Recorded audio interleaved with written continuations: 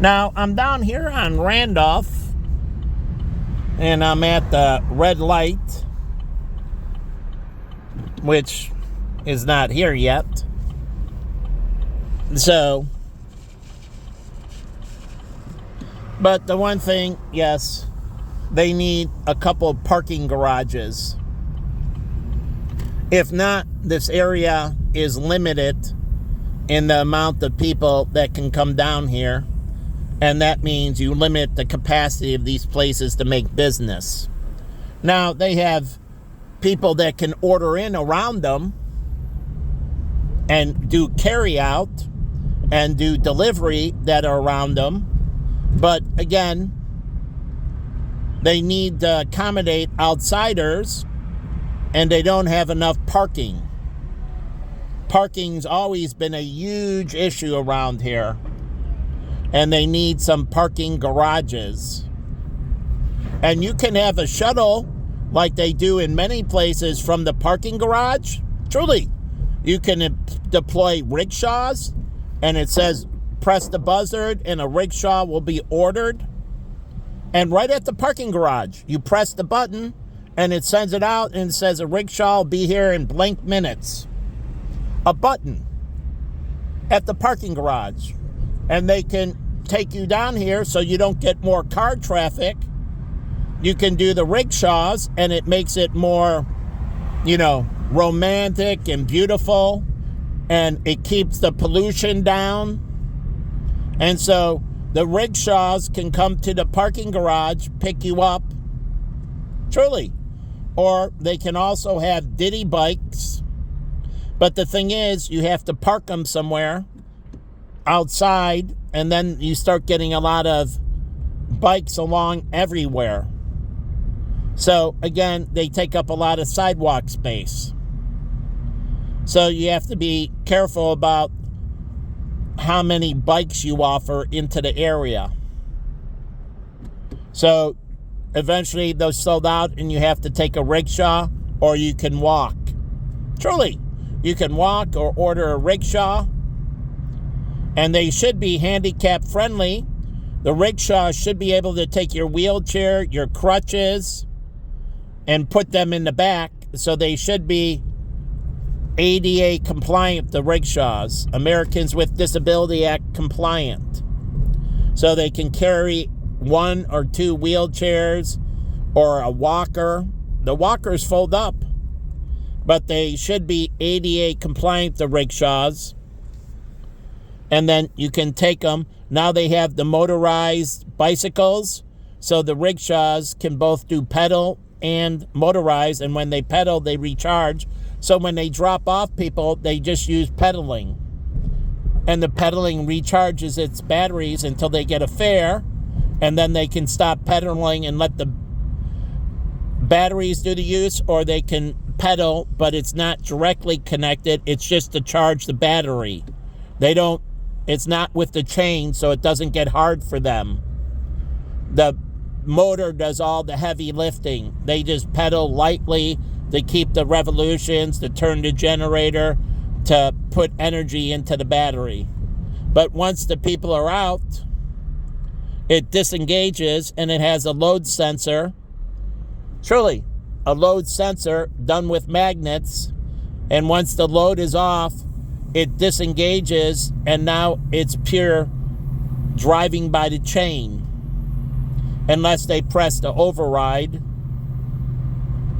But it's pure pedaling, and that way they don't use any of the battery, and as they turn the pedals, it fully charges the battery again. So they don't want to, use any of the motor. They want to fully charge the battery, so they do all the work themselves. And so it disengages. Unless you want to put a disengage and a button to turn it on and off, and then they can, see the battery charge levels and that and estimate the distance.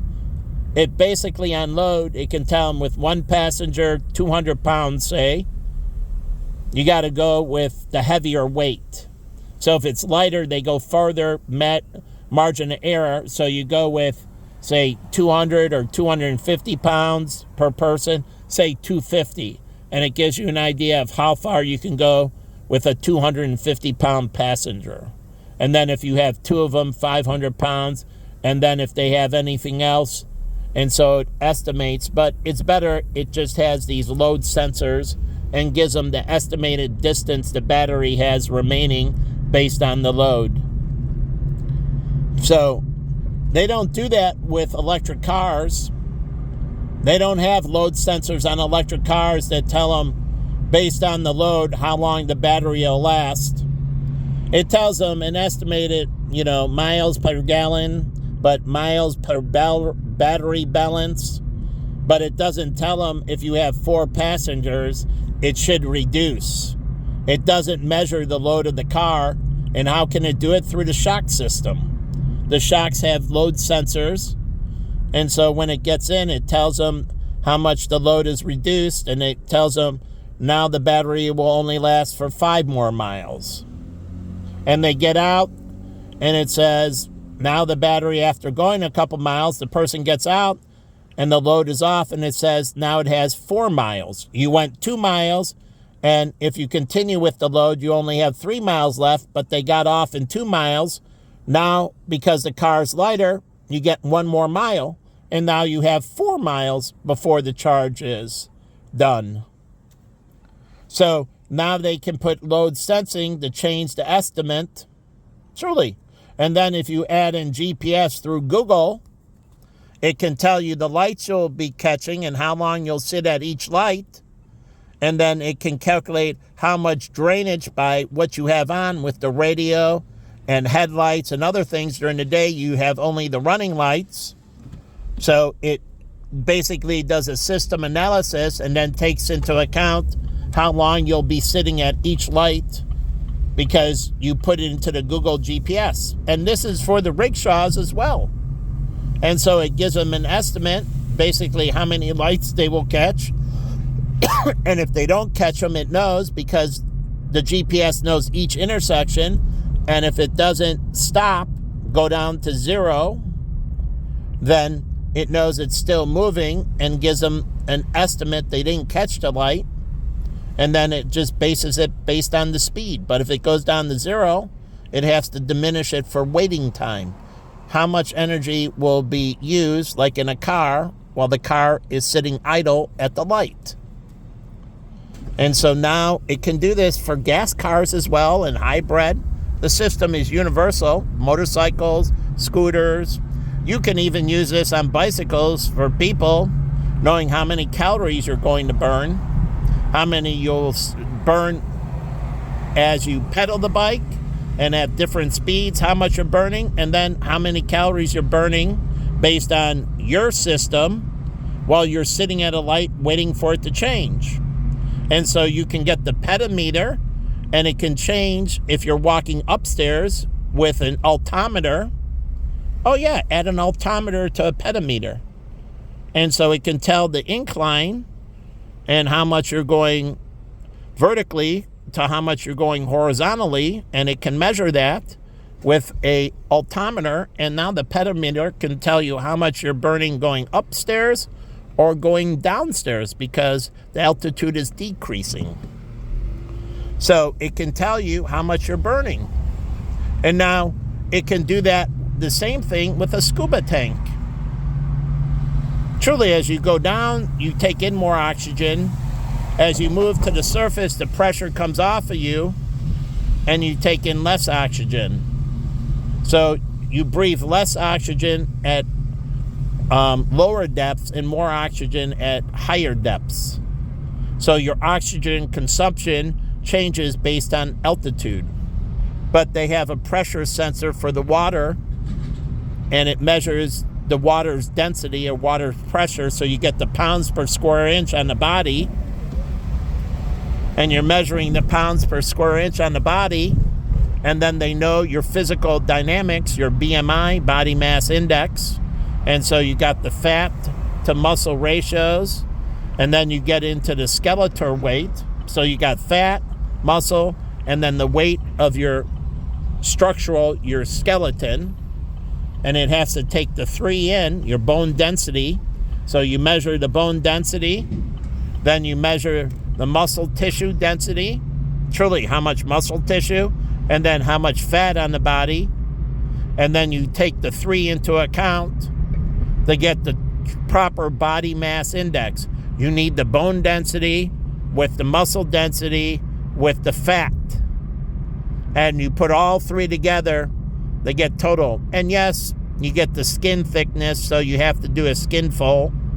You have to pinch the skin fold to get the skin density. So you have skin, muscle, fat, and bone density.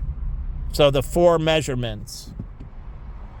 And so the skin requires oxygen as well. And then the oxygen for the fat, oxygen for the muscle, oxygen for the bone. And then you have to get brain consumption of oxygen. Yeah. Basically cranial size and how much the brain. Now, black people, sorry to tell you, they consume less oxygen in the brain. They have more oxygen going to the bones, more oxygen going to the muscle. And this is what I told you, it's a trade-off.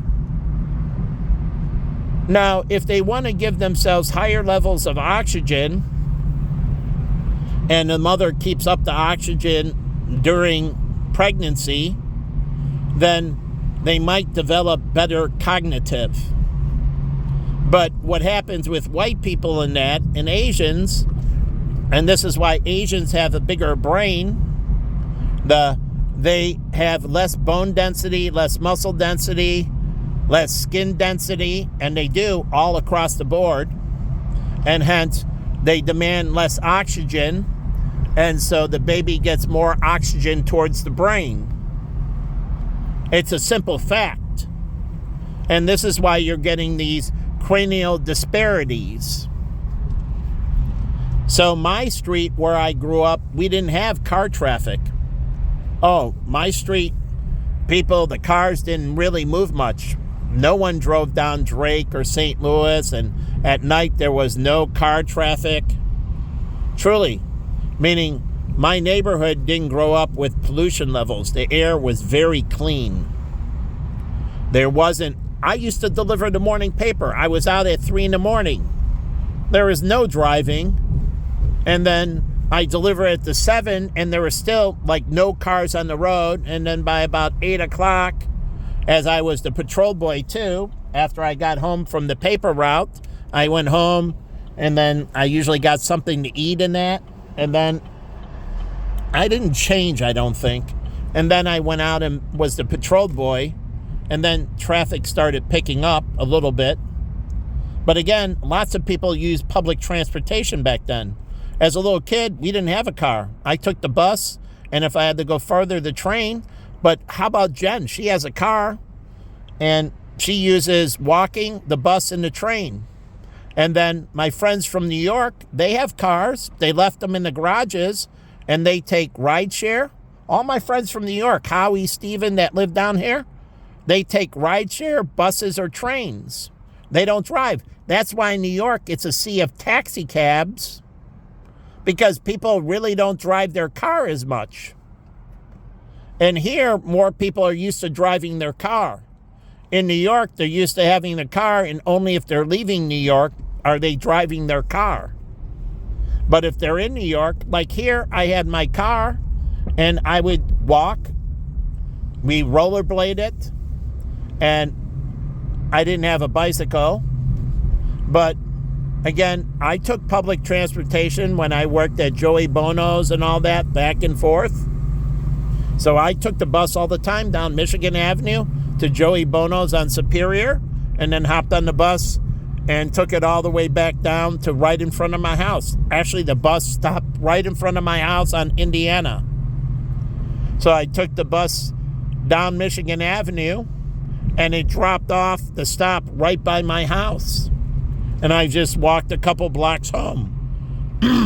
So I just left my car there, and I took the bus back and forth the majority of the time. I didn't drive. So I very rarely drive, and if I did, I had valet service, because the valets at Joey Bono's, if I came in, they just waived the valet fee. I didn't have to pay anything. They gave me preferential treatment. The valets like me. I parked for free. So I didn't pay anything for the valet. But I didn't abuse it. Very rarely did I take my car. I took the bus. And me and Jen, when we lived together, we walked most everywhere in the city of Chicago. Truly. We walked a lot of... She walks, and we walked a ton. So everywhere we went, we walked a lot. She didn't drive to the grocery store. She would walk to the grocery store that was on Roosevelt and Wabash, and then she would walk back home with her grocery bags. So she didn't drive. Her car just sat. She only drove when she was going to her mom's or to church in the suburbs. That was it. Besides that, she used public transportation in that. Truly, she walked, used public transportation, and so on. But she's more of an environmentalist. She is. And we wash out our cans, we separate things, we did... she is a very big environmentalist. But where did she get that from? The Bible. God's a big environmentalist. If you didn't know that, God's green earth. God is a huge environmentalist.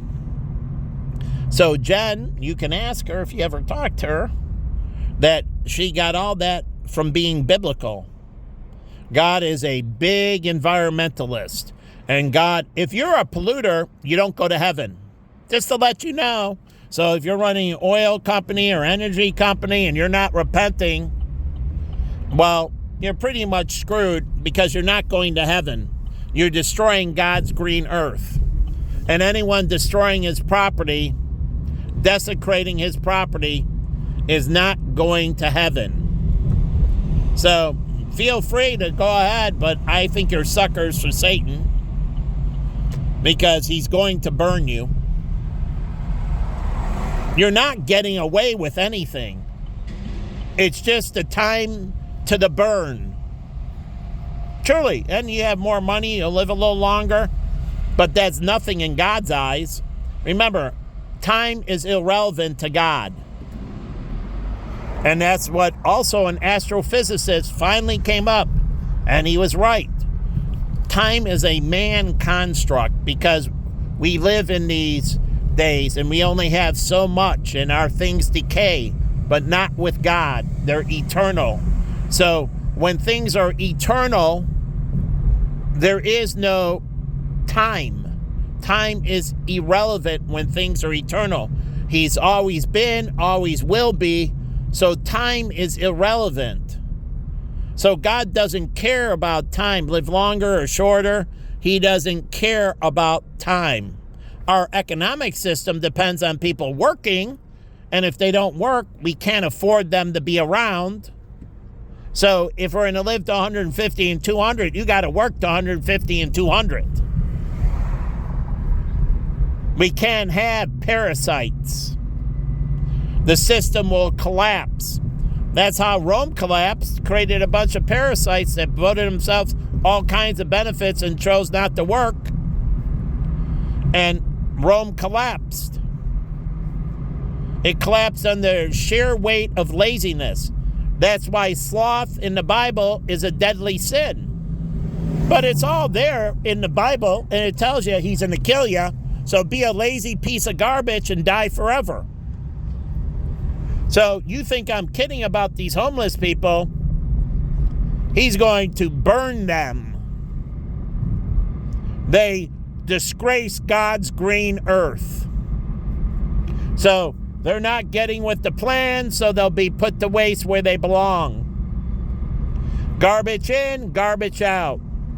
Garbage here, garbage goes to hell. Garbage out. Repenting is cleansing. So I'm by Pacific Gardens and unshackled, right? Well, that means getting out of poverty. Unshackled means getting out of poverty. being weighed down by sin. Sin is supposed to impoverish you. To get out of being shackled, you got to get out of poverty. If not, you're just enslaved. And this is why the Bible tells you to be indebted to no one and why you need to pay me. And then we see things more eye to eye. But if you deprive me, then you're going to burn in hell as your payment. So if you don't pay me, you'll burn in hell. So there's no I can't. Whatever you can, you better pay me. And he doesn't care how little. You can give me a penny a day. If that's all you can afford, he doesn't want to burden you with only what you can do. And if it's a penny every other day or a penny a month, truly, a penny a month, that's it. I'll take a penny a month. 1 penny. That's it. I don't want any more than you can absolutely part with that has no effect on your life. I don't want it to negatively affect you. So if you pay me a penny a year, some places they don't make that. Pay me a penny a year. Pay me a penny every 2 years. Pay me a penny every 10 years. Truly, 1 penny. And I'll accept that as fair trade because you're economically ineligible, meaning you're not able to. So a penny every 10 years. I don't think anywhere in the world 1 penny every 10 years is going to cause you to starve or any kind of poverty or any type of loss of opportunity. 1 penny in 10 years. But you need to pay me. So you can't be indebted. You must do your best to make me whole, to pay me. And so I'm not a greedy person. I want you to feel no pain, no suffering, or no misery. I only want you to do what you can afford to do. And now this is great. Here. And new smiles in 1 day. And I love to see more beautiful Asians, but more beautiful people in general. So it's more pleasant. The Mona Lisa doesn't smile because her teeth were garbage. And people didn't smile back then because their teeth were garbage. And George Washington had all dentures. You don't see him smiling either. His dentures, his teeth were all removed. George Washington, he had wooden dentures. He never smiled. People didn't smile back then because their teeth were so horrible. It was rude to smile because your teeth were ugly. And people didn't want to see your ugly teeth. Unlike they show in the movies and people, nope. It was extremely rude to smile if you had bad teeth. But people don't remember that.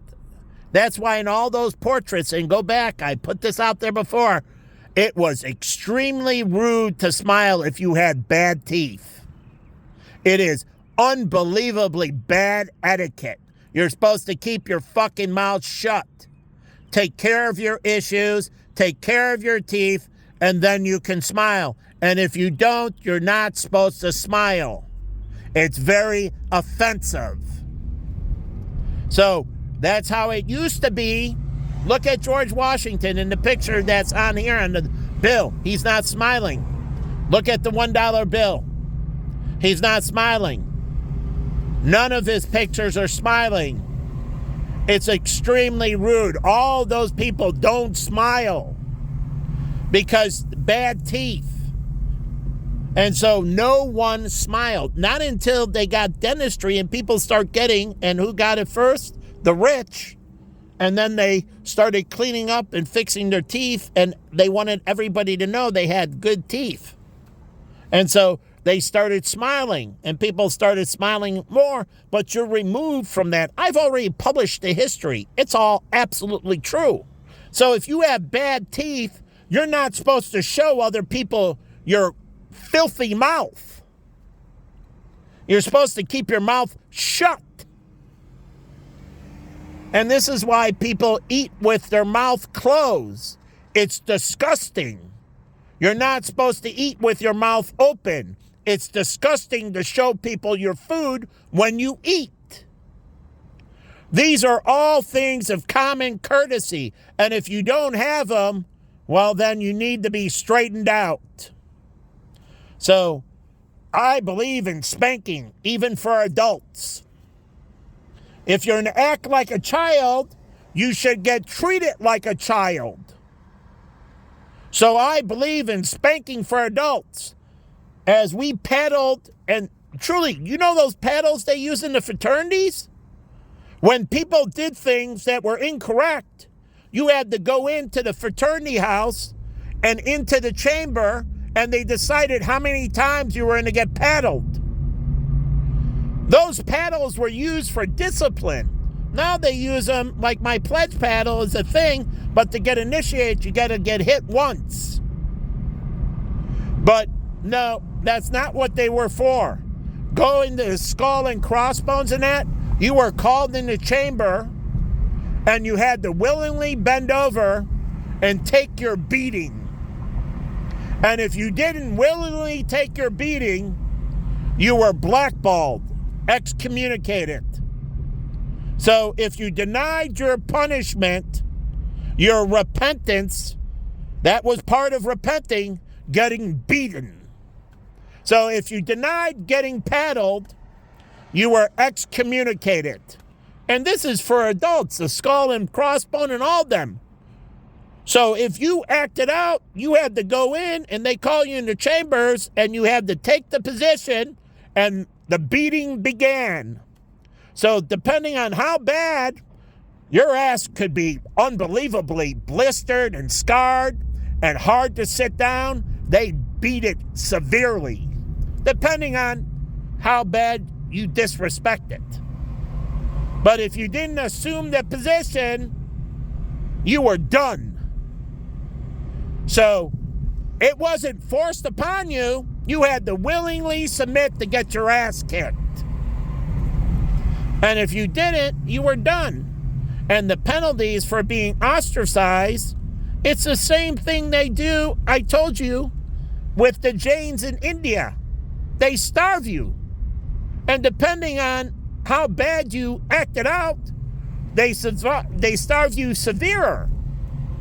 And that means no food or water, the most severest, and they starve you to death. They deprive you of all food and water. So they're not against discipline. They have an extreme form of discipline. And don't worry, the society turns a blind back to you. No one will give you food or water. No one.